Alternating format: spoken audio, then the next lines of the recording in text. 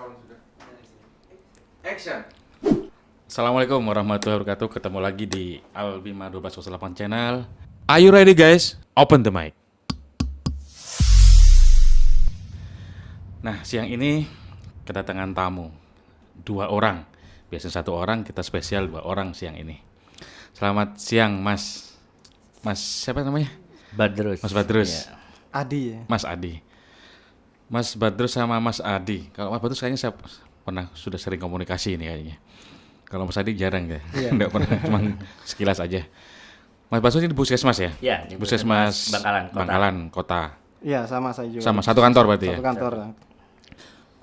Di Puskesmas Bangkalan Mas Badrus sebagai apa? Saya sebagai perawat pertamanya. Mm-mm. Terus karena ke tahun 2016 kemarin itu salah satu pemegang program surveillance epidemiologinya itu Sebagai pindah. surveillance. Iya, pelaksananya. Oh, oke, di Pelaksanaan Puskesmas ya? Iya, Puskesmas.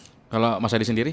Sama saya sebagai perawat, ya saya atas kebijakan dokter kepala puskesmas saya diangkat jadi pemegang program surveillance. Oh, berarti surveillance di Puskesmas Kota Bangkalan ada 2. Dua. Iya. Oke, sebenarnya apa sih tugas dari surveillance itu? Kalau surveillance itu tugasnya bagian untuk pelacakan kasus-kasus seperti kasus epidemiologi. Misalnya ya kalau yang saat ini karena pandemi COVID, jadi kita fokusnya untuk ke COVID yaitu salah satunya untuk tracing. Jadi Oh, tracing ke bagian baik kontak erat maupun yang suspek terhadap ini COVID. COVID-19. Iya, Tracing ya. Tracing. Apa tracing sendiri apa sih itu? Maksudnya mencari atau bagaimana? Untuk tracing itu kita cari, pertamanya kita dapat info kalau misalnya ada salah satu warga yang terjangkit, maka kita akan lakukan tracing itu kita cari analisis kasusnya, jadi kronologisnya. Jadi kita wawancaranya baik kronologis mulai dari pertama sampai dia kontak erat ke yang lainnya. Perjalanannya itu. Perjalanan Jadi ini. dicari. Dicari, ya. Nah, tapi by the way gitu ya. Tugas sebagai di COVID-19 ini ya, di pandemi ini salah satunya ada tracing. Mas Adi sendiri, Iya. tracing ini gini, kalau orang lain kan menghindari dari penderita misalnya kan orang banyak menghindari. Misalnya ada yang positif dijauhi gitu kan. Iya. Tapi Mas Adi sendiri kan sebagai salah satu surveillance dengan Mas Badrus justru mencari. Mencari ya. Nah, Betul. gimana? Kok nggak takut gitu loh? Ya sudah tugas kita gimana? Ada sebagian pasien itu ada yang menerima, ada yang tidak. Kadang kita tracing itu kadang dibilang memang terkena, kadang ya dibilang tidak gitu. Jadi ada yang jujur, ada yang tidak. Iya, ada yang jujur, ada yang tidak. Berarti salah satu kendala ini ya Iya, di salah satu tugas tracing. iya. Jadi kadang di saat begitu apa yang sampean lakukan? Misalnya cari tracing. Mencari gitu. info dulu. Apa betul si A ini ada di sini? Hmm. Sakitnya apa? Apa betul ini terkena ini? Mencari informasi dulu. Kalau memang betul kita lakukan untuk tracing ke si pasien itu, ke keluarganya. Nah, dalam waktu proses mencari itu mencari dalam tanda kutip mencari yang kontak gitu ya Iya. dengan penderita. Itu untuk perisai dirinya apa? Apanya itu? Dok? Untuk perisai diri sampean Persiapan. datang hanya Oh. apa harus ada persiapan gitu? Iya, mesti ada. Kita yang menyiapkan info data dulu. Data dari Dinkes itu kita kan dapat data. Oke. Apakah betul ini penduduknya sampean Bangkalan gitu. Hmm. Kalau memang betul baru kan dirilis, kita lakukan dulu tracing dulu ke lapangan. Gitu. Maksud saya oke. Jadi ada data dari Dinkes dulu ya. Iya. Nah, Kepastian gitu, dokter. Oke. Sekarang ke Mas terus. Kalau misalnya datang ke pasien itu Kita perlu otomatis seperti pakai di APD. film-film apa di TV-TV nggak pakai APD apa APD gitu? kayak Astro gitu ya dokter ya. Pakai nggak? Otomatis kalau kita gini, kalau misalnya pasiennya itu ada di rumah dan dia belum dilakukan belum dievakuasi ke rumah sakit, otomatis kita masuknya adalah pakai APD. Cuman kita APD-nya tidak selengkap yang di rumah sakit yang kayak astronot gitu. Nggak Nggak, seperti itu. kita bukan pakai asmat gitu. Kalau pakai asmat otomatis ya di sekitar itu akan bikin ricuh. Gaduh. Ya, Iya, gaduh di tetangga-tetangga. Jadi tetangga jadi ikut takut. Ya, takut. Jadi kita aja biasanya kita informasinya itu dari family dulu. Jadi kalau misalnya family kita tanya apakah pasien ada di rumah atau tidak. Dan biasanya rata-rata kalau dari awal-awal itu pasien itu sudah dievakuasi ada di rumah sakit. Jadi kalau sudah di rumah sakit kita dapat info kalau si A ini alamatnya di sini, terus kita datangi dan kita pakai APD-nya juga APD lengkap. Oh, gitu. Jadi ya dari APD lengkapnya maksudnya gini, kita tidak sepakai hazmat lengkap selengkap kayak di rumah sakit, kita juga tetap pakai, cuman ya ada batasannya juga, ada level-levelnya juga. Dan Memangnya selama mencari tracing itu nggak ada pertentangan atau dengan keluarga? Mas sampai jangan dong nanti berbahaya nanti kena gitu gimana? kalau dari keluarga ya jujur dok, kita selaku surveillance epidemiologi kita juga Resiko besar, kan? was-was Resiko, ya? juga ya. Soalnya kita di rumah satu kita punya orang tua yang sudah lansia juga, terus kita juga punya anak kecil yang balita. Pada prinsipnya kita resiko, kita was-was, kita ya jujur selaku orang lapangan ya kita juga takut.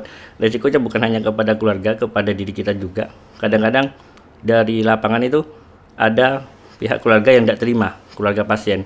Itu kita pernah kok diancam juga, kita pernah. Segitunya? Betul, iya. Apa? Itu- Ancamannya apa? Itu kita ancaman pakai pentungan. Jadi kita Konspirasi pakai ya? Diusir? ya, diusir. Konspirasi, diusir. Alasnya konspirasi gitu. Tapi ya kita kerjasamanya juga ke bagian keamanan, baik ke Babinsa maupun Babin Kantipmas dan pihak lurah juga. Berarti saat tracing ngajak Iya, kita harus ngajak keamanan juga. Soalnya kita dari kepolisian. ya, kita juga kapan hari juga pernah dikejar juga. Dia tidak terima terhadap ini. Dia ngomong, keluarga saya bukan gini. Ya. Bukan corona gitu. Bukan corona, bukan COVID. Jadi Ada corona. kita dikejar pakai pentungan ya jujur kita kabur juga. Karena kan sempat gitu ya? Iya. Jadi, Sempat yang menghindar, datang karena dibawain pentungan itu ya, terus kabur. Ya, menghindar. Menghindar. Itu ada di salah satu wilayah kerja kita. Di Puskesmas Iya, Bangkalan. di Puskesmas Bangkalan. Ya otomatis kita juga harus menyelamatkan diri lah dok. Ya kita juga punya keluarga di rumah yang nunggu kita. Iya, Kayak iya, gitu. iya. Lah, memangnya data di Bangkalan nih, kita Iya. bicara masalah data. Di Bangkalan kota ya, ini kan ruang lingkup puskesmas. Banyak nggak sih penderita corona yang positif? Kalau hingga sampai Agustus sekarang itu kita sudah 128 kasus Yang COVID terconfirm gitu ya? confirm lab. Itu sudah confirm lab 128 Iya. sampai sekarang. sampai saat ini. Itu kurang lebih 128 confirm lab positif. Gitu. Jadi sudah 128. Iya, itu sudah kalau dibagi-bagi. di kabupaten ranking berapa kota Bangkalan? Untuk kabupaten Puskesmas Bangkalan kita ranking 1 dok. Jadi Ranking kita 1? dapat reward. Dapat Kalau di hadiah, sekolah itu dapat reward kita piagam apa itu. Dapat hadiah, ya. berarti? Oh, ranking 1. Ya, kita peringkat 1. Kenapa ya problemnya? Kenapa kok di kota ini jadi ranking 1? Kan sebenarnya kalau kita lihat justru yang tidak banyak masker itu yang di desa-desa. Ya, soalnya gini, kalau yang di kita itu biasanya kita sudah ada misalnya ada satu yang terindikasi COVID, itu kita lakukan tracing, siapa aja yang kontak dan dari situ kita lakukan tes rapid. Rapid test setelah ada hasil, itu kalau dia kontak erat keluarga inti, kita langsung masukkan swab. Nah, di situlah. Jadi kalau kota, kenapa kota kok murah banyak? Ya. Sampai 100 gitu, kita swab langsung dokter. Jadi kita kalau kirim swab bukan 1-2 orang, itu bisa kita kirim swab itu sekali swab itu 10 sampai 15 orang sekali swab. Satu keluarga, satu rumah itu langsung diswab Langsung semua. Di-swab semua. Iya. Yang penting yang kontak. Eratnya itu. Kita benar-benar cari intinya. Berarti dalam kata lain kalau yang di luar kota Bangkalan tracing yang kurang baik atau gimana? Di gini juga, kalau di kota itu rata-rata keluarga itu banyak yang sudah paham, jadi dia sudah ngerti keluarganya kalau dia sudah COVID atau corona, dia sudah sadar diri dokter. Dia langsung kayak menyerahkan diri, Oh, jadi langsung yang- angkat tangan. Jadi Pak. mau Ya, dilakukan langsung swab. Mau gitu. nerima Mungkin itu ya bedanya Iya. sama Iya. di desa gitu ya Mas. Iya. ya? Ya, mungkin desa banyak yang menolak kemungkinan itu seperti itu. Oh, gitu. Jadi proses tracing kalau ini desa begitu mau di swab menolak. Iya. Itu mungkin Ya, yang jadi kita harus pintar-pintar untuk pendekatan kepada pihak keluarga. malah lebih bahaya berarti yang di desa-desa. Seharusnya sih sebenarnya dari faktor kebiasaan juga dokter. Ya masalah kebiasaan itu kesadaran diri lah. Dari kesadaran diri. Kalau dia sadar dan dia ngerti bahayanya tentang COVID, ya otomatis alangkah baiknya dia untuk melakukan ini swab atau pemeriksaan lanjutan. Oke, oke. Dari 128 nih Mas Adi. 128 yang terkonfirm positif ya. Berapa yang meninggal? Yang meninggal ada 17 ya. 17 pasien meninggal confirm. dari 128. Iya. Yang lain itu sembuh. Yang lain enggak, sebagian masih ada yang sembuh itu 85 yang sembuh itu. Yang sembuh 85, yang meninggal 17. 17. Oke. Sisanya itu sebagian yang masih ada dirawat di rumah sakit dan ada yang karantina mandiri masih. Isolasi mandiri. Isolasi mandiri. Wah, banyak berarti yang meninggal berarti ya. Iya. Angka meninggalnya. Karena mortalitasnya memang tinggi sekali ya. Iya. Nah, bicara kalau yang sudah meninggal nih, kita tahu kan banyak penolakan. Begitu mau dimakamkan, menolak dimakamkan secara COVID gitu kan ya. Iya. Jadi di Puskesmas Bangkalan dari 17 orang itu sampai menangani pemakaman semua 17-nya atau gimana? Iya, melakukan semua. 17 orang 17 itu orang. mengikuti proses pemakaman. Iya, tapi ada satu ya. Kita mengikuti proses pemakamannya semua karena kita di Kecamatan Bangkalan itu juga Dapat ada info. tim COVID kecamatan juga. Jadi Tim kita gugus tugas. tim gugus Tim gugus tugas tugas. Kecamatan. Ya, kecamatan. Otomatis kita koordinasi. Berarti dikomandoi Bu Camat. Camat, ya, Jadi betul. ketua gugusnya adalah Bu Camat. Di situ juga ada dari kepolisian dan juga dari TNI. Oh, Kita jadi sebagai Puskesmas, kepolisian polisian, dapat TNI sama kelurahan. kelurahan Iya. gitu ya. Dipimpin oleh Bu Camat, Bu Camat. sebagai penguasa daerah. Iya. Oke. 17 orang meninggal dan sampean berdua mengikuti pemakamannya 17. Loh, sebetulnya itu tugas siapa memakamkan jenazah COVID itu? Di tim pemakaman itu ada relawan. Dan kita juga Relawan. kerjasama dengan pihak rumah sakit juga. Jadi di rumah sakit juga ada Relawan tim ini yang juga. dari mana? Dari Relawan masyarakat itu dari atau masyarakat dan keluarga. Oh, bukan petugas kesehatan. Bukan, kesehatan adalah untuk pendampingan dan menyiapkan untuk APD-nya.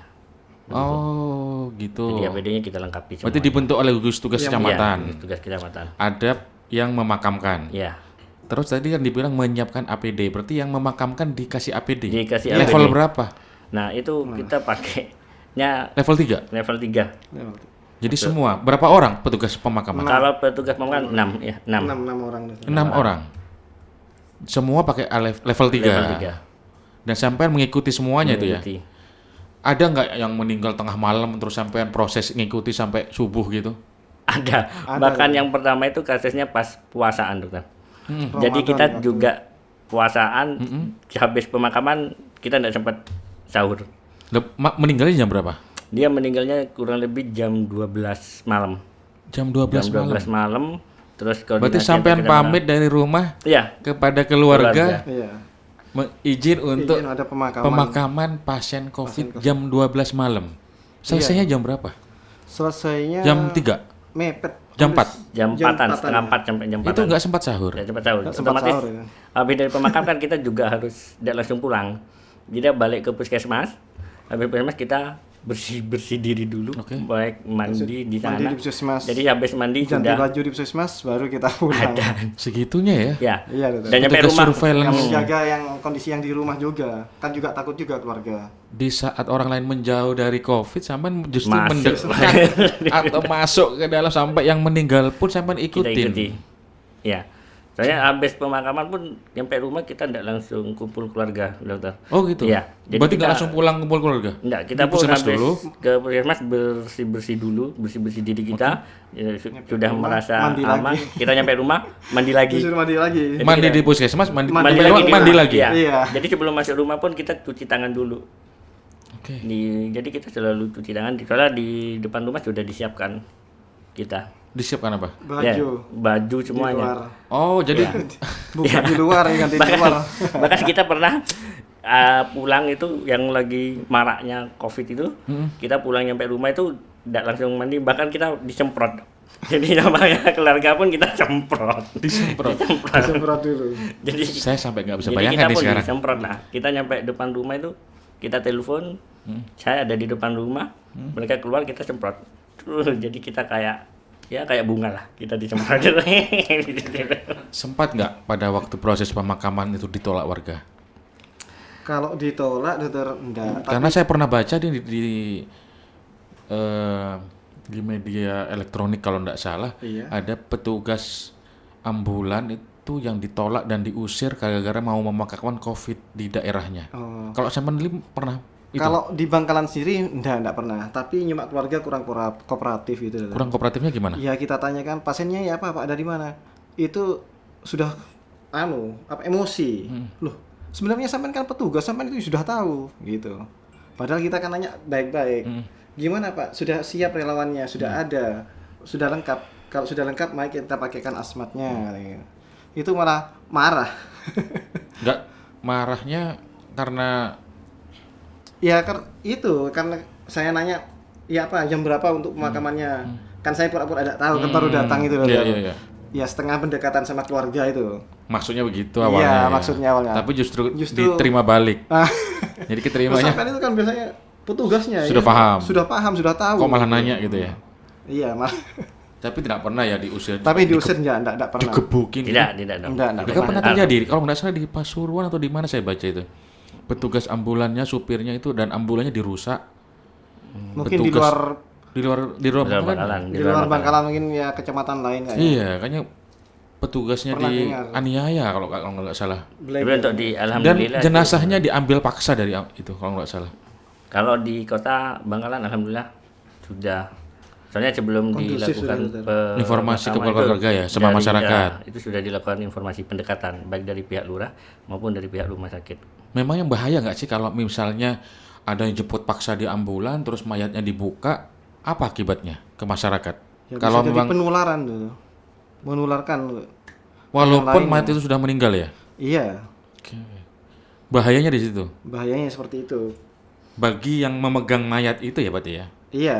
Kan ada tuh dibongkar karena tidak mau dimakamkan secara Dimakamkan COVID. secara COVID, Kan iya. Pak, ada protokol nggak sih? Ya, Mayat itu gimana? Ada protokolnya juga. Jadi kita pun ya tidak asal langsung melakukan pemakaman, dan itu pun protokolnya sudah dilakukan di rumah sakit terlebih dulu. Persetujuan dulu gitu. Dan itu pun juga sudah dilakukan. Oh, jadi persetujuan. bukan di puskesmas ya protokol itu dilakukan. Kalau untuk mulai dari Bungkus bungkusnya mayatnya itu dari rumah sakit semua. Rumah sakit semua. Oh, gitu. Jadi meninggal di rumah sakit yang melakukan protokol pakaian untuk mayat itu semua Dari rumah sakit. berlapis-lapis yang katanya itu ya. Iya. Berlapis-lapis itu ada di rumah sakit. Di rumah mulai dari sakit. penutupan petinya. Berarti petugas kamar mayat rumah Ya. sakit.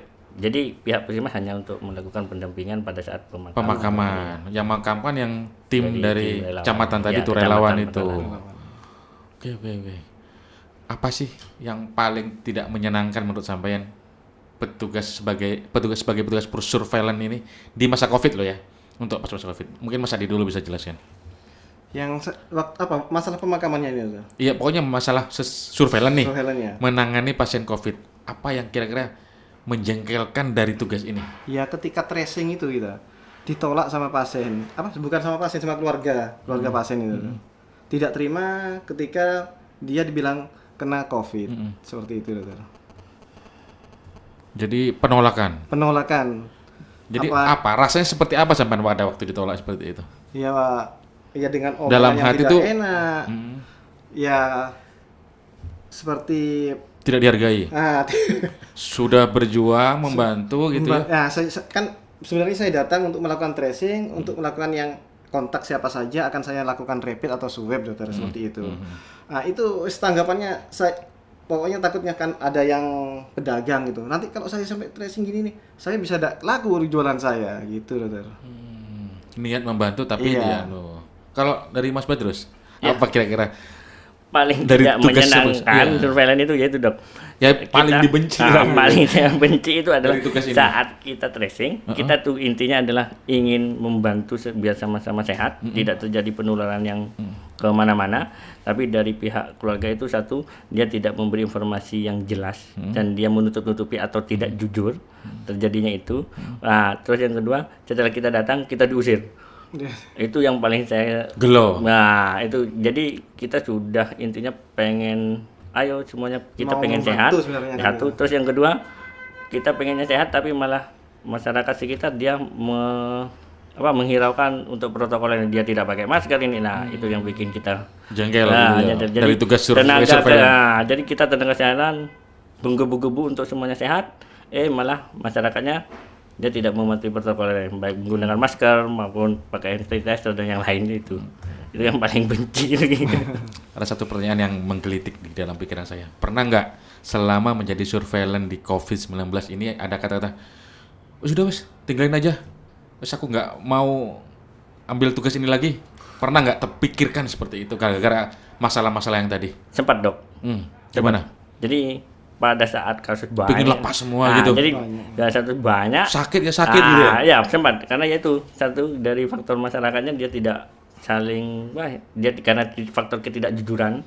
Jadi kita juga sempat mangkal, mendingan sakit ya umbong, sakit semua. Jarno gitu ya? Jarno, tapi ya, biarin gitu. tapi kita harus kembali lagi. Sebenarnya itu hanya sepintas aja. Terus kita balik lagi ya Karena saking kembali ke jengkelnya profesinya.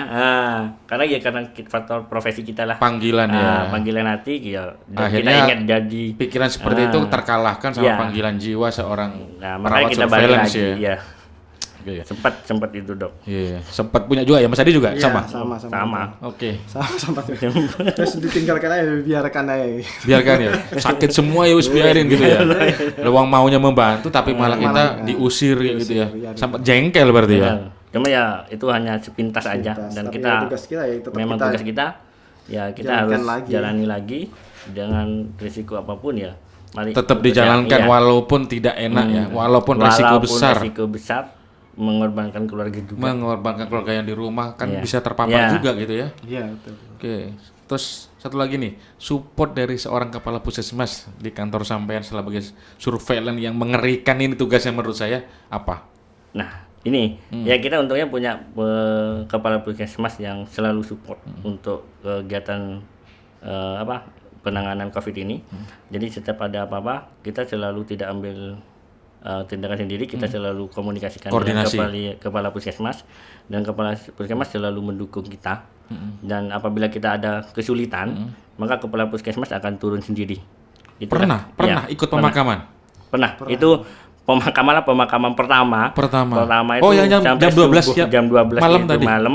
Jadi kepala puskesmas itu turun sendiri, dia sampai selesai penanganannya. Jadi nah itu bikin kita semakin semangat lagi untuk melakukan. Masa kepala puskesmas mau tidak turun pernah sendiri, tahu gitu ya. dia mau turun, dan bahkan dia kepala puskesmas Bangkalan itu mau melakukan ikut tracing juga. Oh, ikut tracing juga? Ikut tracing. Berarti sampai tidak berdua saja? Ya. Kadang ditemani gitu? Ya, Kadang karena ditemani, cuman bedanya kalau tracingnya itu kepala puskesmas dia lewat cara teknik sendiri, punya teknik sendiri dokter, dia pasti akan selalu dukung kita. Gitu. Oke, berarti tidak ditinggal ya kalian Tidak. berdua? Wah. Karena mengerikan sampai wis jalan berdua, terserah gitu. enggak, ya? enggak. Kita Kalau makanya minta bantuan kita sama kepala puskesmas. Gitu. Mungkin dikondisikan sama Bapak Lurah, Bu Camat nanti. Oh, yang koordinasi di belakang gitu ya. Jadi Tetap kita makin supportnya semangat ada. ya. Karena kita apabila Tidak ada pernah masalah- sendirian gitu Enggak. ya? Jadi kita tidak merasa sendiri lagi karena adanya dukungan dari kepala puskesmas itu. Ya, Itu khawatirnya yang kan begitu. poin utama dari situ. Kan banyak Ya. pemimpin gitu, yang penting ngasih tugas, udah jalankan. Tapi dia santai aja di Ya, rumah. untungnya kita punya kepala puskesmas yang Peduli gitu ya. dan dia support kita. Kalau kita ada kesulitan, dia mau handle Oke, gitu. terima kasih Mas Badrus sama Mas Adi. Ini saya menyimpulkan ini tugas sampean itu mengerikan bagi saya. Saya pun juga di rumah sakit, tapi saya sangat mengerikan tugas sampean semua ini loh. Mencari orang yang kira-kira sakit. Nah itu loh, di masa COVID. Orang semua pingin menghindar, pingin menjauh, sampai justru malah mendekat seperti magnet gitu loh. Wah, mengerikan sekali. Terima kasih, saya salut sampean berdua sebagai surveillance COVID-19 ini di Puskesmas Bangkalan. Semoga tugas mulia sampean berdua ini bisa membawa berkah dan barokah buat sampean dan keluarga. Amin. Jadi mendapatkan pahala dari Allah Subhanahu wa taala. Saya kira terima kasih partisipasi di Mas Badrus sama Mas Adi ya di Albima Channel 1208 ini. Sharing ini sangat berguna sekali saya kira, karena biar memberikan informasi yang baik kepada masyarakat, kepada teman-teman surveillance di puskesmas lain, supaya tidak main-main dan tidak tanggung-tanggung menjalankan tugas sebagai surveillance ini ya. Iya, benar dok. Jadi kalau memang turun terjun ya terjun udah sekalian turun gitu ya. sekalian. Nggak usah nanggung-nanggung ya. Dok. Oke. Bablas ya dok. Bablas. Jadi wes tidak mikirkan resiko ya. Bablas. Oke. Nih terakhir ada bingkisan Mas, tolong ada bingkisan untuk dari Albima Channel 12 Albima 1208 Channel. Mas Batus mungkin apa? SL atau ukuran kaosnya? SL. XL ya. Mas Adi apa? L apa XL? L. Iya. Mungkin L sama XL, Mas. Ini sebagai bentuk terima kasih. Ini dapat hadiah dari Albima 1208 channel. Terima Mungkin kasih banyak, Dokter. dibuka, Mas. Oke. Ini ya. Ini yang XL ya. L itu tuh. Ini L. Oke. Iya. Monggo, Mas. Yang diterima. Monggo dibuka. Permisi. Ini ukuran XL. SL. Monggo Mas dibuka. Alhamdulillah. Semoga Terima kasih menyenangkan. banyak. Ini ya souvenir lah dari kita karena sampean mau sharing di Albima 1208 channel. Semoga nantinya berkenan ya. Keren nih, Dok. XL sama L ya. Cukup ya? Cukup, Dok. Serius? Serius. Enggak kekecilan Mas Adi? Nah, cukup dokter. Cukup L. Cukup, L itu. Oke, sampai berjumpa lagi Mas Badru sama Mas Adi. Selamat, semoga sehat semuanya. Tetap gigih dan tetap berjuang di masa pandemi COVID-19 ini. Salam sehat dari Albima 1208 channel.